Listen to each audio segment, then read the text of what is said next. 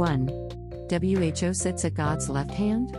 A. Several times in the Bible Jesus is referenced as sitting at the Father's right hand in heaven, Psalm 110:1, 5, Mark 16:19, Luke 22:69, Matthew 26:64, Acts 2:33, 7:55 and so on.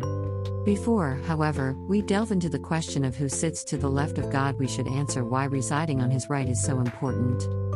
B. Biblically, the right hand symbolizes authority, power, and strength. Genesis 40:14-19, Exodus 15:6, Isaiah 23:11, 41:10, 45:1, Revelation 1:16-17, etc.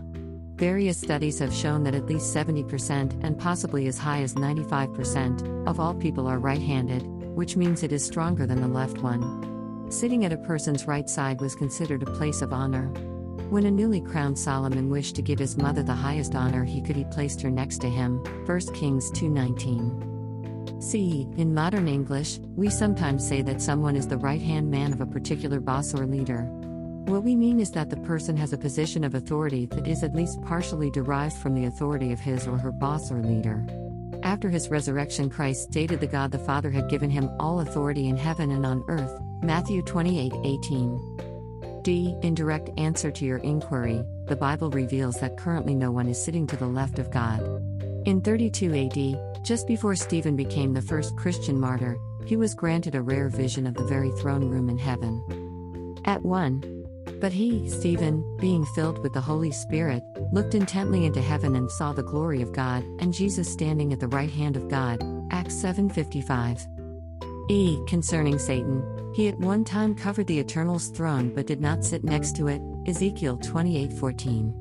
When he later stormed the throne of heaven with his demonic hordes, Revelation 12:4, he was not seeking to share rule of the universe with anyone. He sought nothing less than to destroy both the Eternal and Christ, and take complete control of everything, Isaiah 14:12-14. F. One day the mother of James and John approached Jesus with a most unusual request. At 1. Then the mother of the sons of Zebedee came to him with her sons, worshipping him and asking a certain thing from him. And he said to her, "What do you desire?" At 2. She said to him, "Grant that these my two sons may sit one at your right hand, and one at your left hand in your kingdom."